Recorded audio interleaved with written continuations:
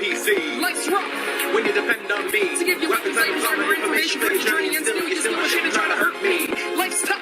When you're an NPC. Life's rough. So, the next game on the request list just happens to be the next World of Darkness game that I wanted to talk about. So, guess it works out well for all parties. Wraith the Oblivion is a strange game, to say the least.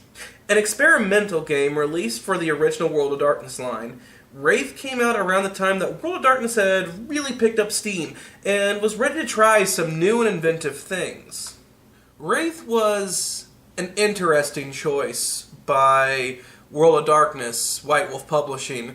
They certainly wanted to try some new things now that they had actually established themselves.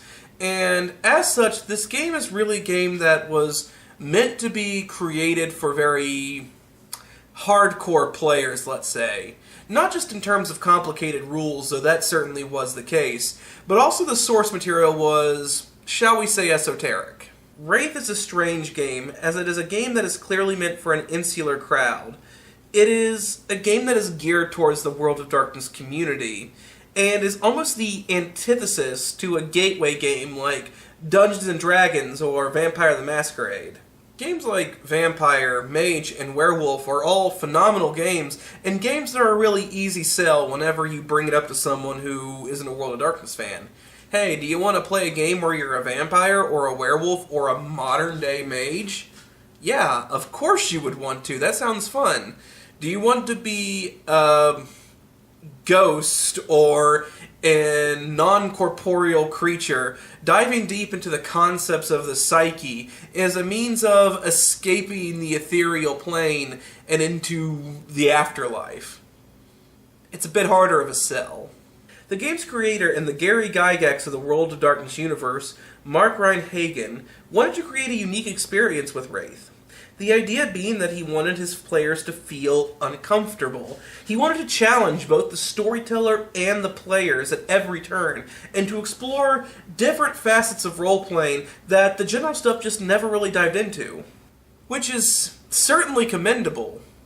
I hit hard whenever we talk about things like accidentally creating a game for a very niche market, but really there is a lot of respect if you are aware of the fact that you are selling to a niche market and do everything you can to placate that niche market. Respect aside though, this is still a rough game and one that can turn off players quick if you don't have the right storyteller or players at the helm, and tragically with a game like this, they can sprout up more often than great ones. And that really is the problem with games like this, is that Wraith is a challenge. It's a challenge for storytellers, it's a challenge for players, and sometimes people don't want to be challenged. Sometimes they just want a simple role-playing game. As such, they dive back into their comfort zones, their vampires, their werewolves, their mages, and leave Wraith the Oblivion to collect dust on the shelf. The game is definitely a double-edged sword when it comes to players.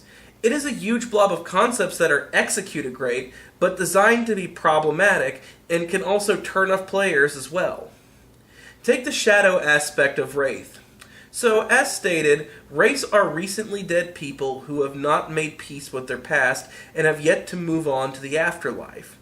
The goal of the game is to make peace with one's past and transcend to the next world, while gathering the energy from the emotions of the living as sustenance. The ultimate goal is to avoid oblivion, as the title suggests, which is the concept of entropy in itself, a churning void of death and destruction. Your player is split into two personalities, your psyche and your shadow. Your psyche is your personality, while your shadow is an aspect of your personality that does not want you to succeed and wants you to succumb to the force of destruction and madness. And here's the shit kicker about that. Your shadow is actually supposed to be played by a member of the group that you're playing with. And sadly, most groups tend to have that one player. That one friend who you like playing with, but can honestly screw you over royal just for the lulz. The rogue who withholds vital information, or the sniper refusing to take a shot because you beat them in a game of cards earlier. Imagine that person having control of the aspect of your character that is actively attempting to get you to fail the game and die. This is just one of several examples of why Wraith the Oblivion is, well, rough. Not only that, this is a game about non-corporeal entities.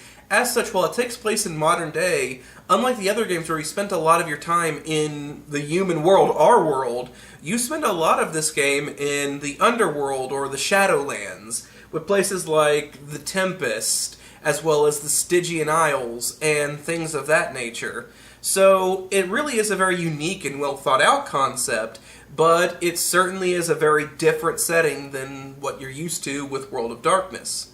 Not only that, this shit gets political. Not only is there the fact that you are a non-corporeal entity made of plasma, not only are you intrinsically at odds with at least one person in your group due to the fact that they are the manifestation of the bad side of you waiting for you to fail, but we also have the Stygian society that is built around 8 legions and at least 16 guilds, adding another dimension to this game set in the underworld.